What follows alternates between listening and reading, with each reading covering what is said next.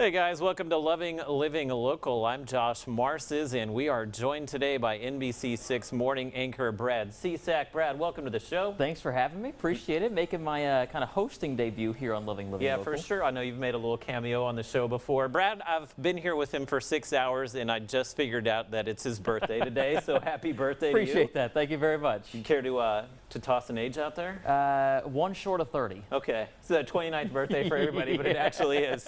I got you. We're going to have a little fun here today, but before we get to the fun, we'll talk about the weather, which has not been a lot of fun here over the past few days. And again, we do have a heat advisory that's in effect for the remainder of the day today, and that heat advisory continues for us tomorrow as well. So we've been dealing with the high humidity, and we're seeing a little more sunshine here for today and tomorrow. So with that direct sunlight, our highs will likely be in the mid-90s. What that means really between the hours of 2 and 6 p.m., we'll have those heat index values about 105 to 109. So very warm day for us. You want to limit your time outside. Make sure you're drinking plenty of water as well and just kind of stay hydrated. That will be the case for us tomorrow.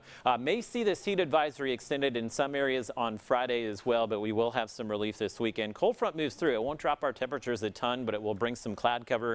It will bring some cooling rain showers to the region. The humidity will kind of get blown out of here a little bit. So I think we'll be done with the heat advisories over the weekend. But for your 4th of July, we are expecting there will be some rain around during the day. So keep that in mind if you have some barbecue plans. But I think we're looking pretty good for the fireworks late in the day. Most of this rain should come to an end by sunset, so pretty good idea, Brad. Just stay inside here for the next few days. Stay inside, drink plenty of water as we make it through to the weekend. It's kind of common sense. We've all dealt with the heat before.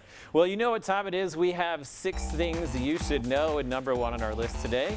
Wait a minute, Mr. Postman. We want to say thanks because today is National Post Office Worker Day. Of course, you'll want to thank your post women as well. National Postal Workers Day gives us a chance to show our appreciation for everything they do 6 days a week, rain, shine, and even the heat today. Now, back in 1913, the Postal Service started delivering packages up to 11 pounds, and you could send anything as long as it didn't weigh too much, and I mean anything. That includes children for the whopping price tag of just 15 cents. All right, you could deliver your kids to grandma's house for less than $1, and believe it or not, that kind of thing actually happened for more than a year before the Postmaster General decided probably wasn't the best idea. Can you imagine if that's going on in 2020? Right. You just mailing your kids off to wherever? And I would say this probably took place between like 1913 and 1915, so there's no video of that, but I would have liked to have seen that. I just kind of imagined you take the child to the post office and with the stamp right there on their forehead and be like, all right, we're mailing them here. They go in a box. You just kind of, you put the shipping label on their forehead or something like that. But we appreciate all that you are doing right now. Obviously, with the pandemic going on, they have been working double and triple time to get everything to people that they need. A lot of those kind of important life-saving things. So we definitely appreciate all that you have done for us. Absolutely. Yeah. Moving along now, our second thing today, the Internal Revenue Service is not extending the tax deadline. The 2019 tax filing and payment deadline is coming up on July 15th. Now, it was postponed from April 15th because of the coronavirus pandemic. For people who can't meet the deadline, they can file for an extension to October 15th on the IRS website.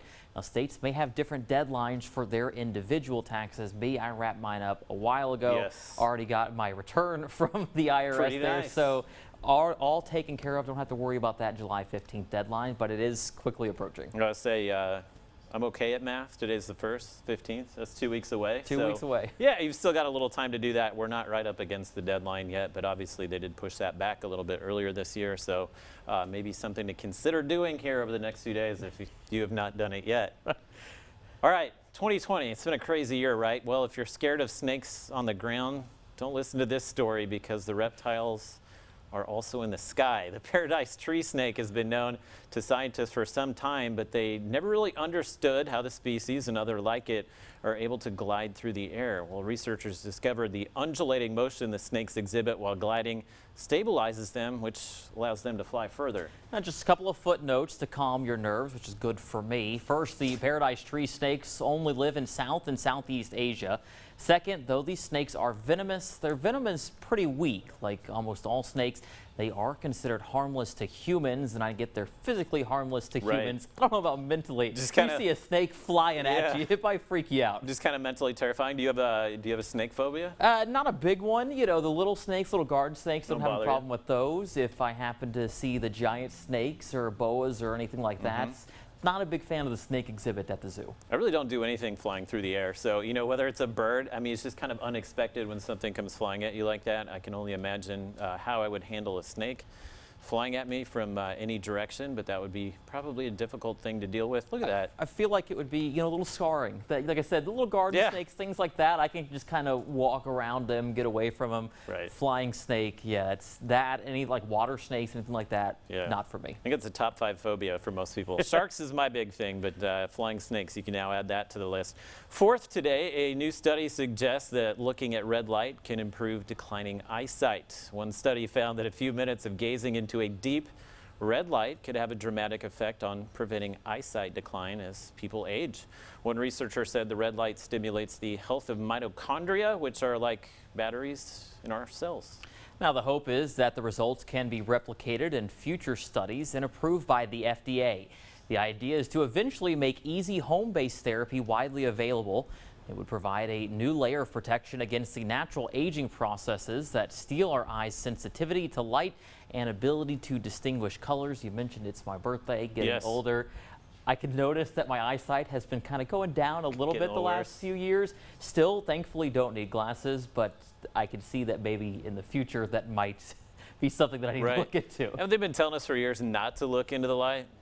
Now they want you to stare right into a red light. Has to be a red light, though. Won't work if the light's blue or purple or something like that. You've got a ways to go to catch me in age, but I will tell you, within the last year, you know how people get readers when they look at menus? It's more difficult for me now. I've started noticing in the last few months, and I look down at something, like it takes a little while for my eyes to focus on the words. So probably safe to say the red light laser pointers, don't shine those in your eye. That's probably not the red light they're talking about here. Need an approved red light medical device for us. Fifth today, and I don't think anybody will like this one, YouTube has announced it has increased the price of YouTube TV to $64.99 a month. It was previously $50 a month.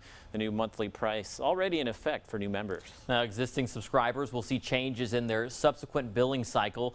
YouTube says this hike reflects the rising cost of content, and it coincides with the launch of 8 Viacom CBS channels on the platform, including BET, CMT, Comedy Central, MTV, Nickelodeon, the Paramount Network, TV Land, and VH1.